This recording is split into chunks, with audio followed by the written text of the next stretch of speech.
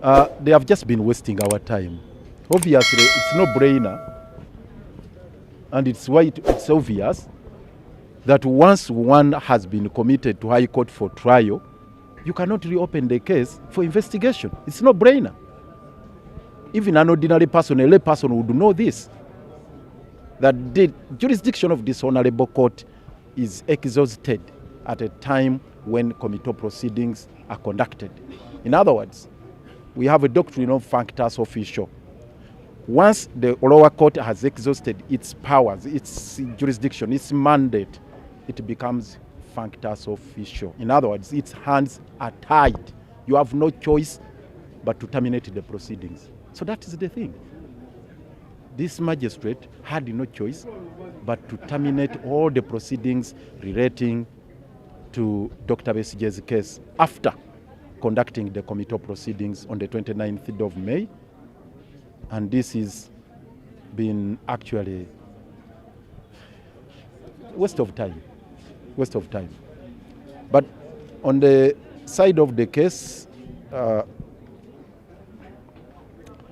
in regards to the merits of the matter, the substantive case before the High Court right now, it's a huge blow to the state, in that they wanted this evidence to support their charges.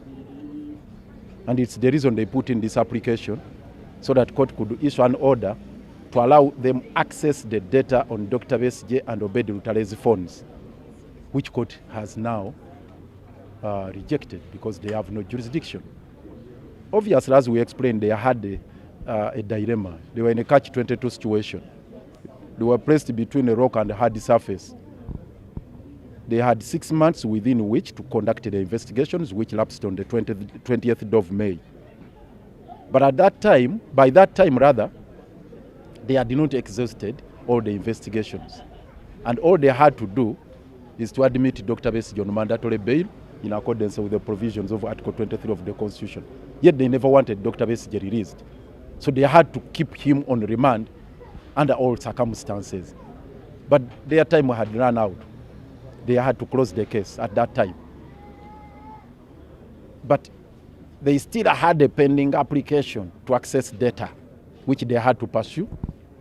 And there was no way they could still keep Dr. Besigye on remand after the expiry of the mandatory remand period of 180 days. So that's the catch-22 situation they had to deal with. So they wanted two things. One, to have Dr. Besigye on remand, but at the same time continue investigations even after the mandatory period of remand. They couldn't achieve both. So they had to go with one of the two. Either you have Dr. Besigye released on mandatory remand and continue with investigations until such a time when you are done and ready to proceed with the hearing, or you have Dr. Besigye committed to High Court for trial, and you forget all about the evidence which you wanted to substantiate your case. So that's where they are. So now where we stand today, they cannot have this critical evidence that they wanted to support their case.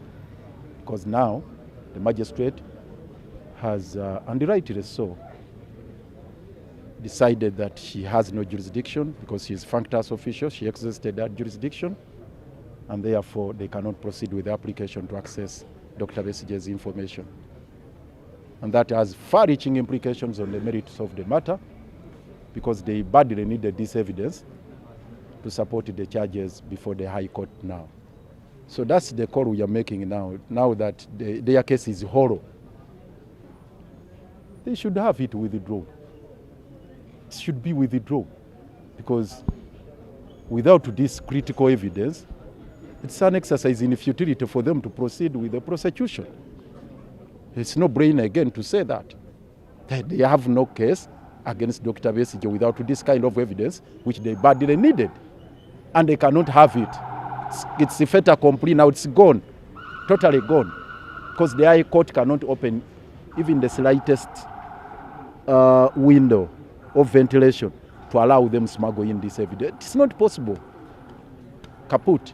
So the case is completely kaput. The reason they should release Dr. Besigye.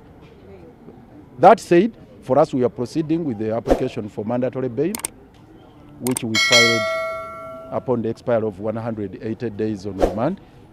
It's now pending before Justice Baguma. Only that we need to deal with the issue of management of the two files.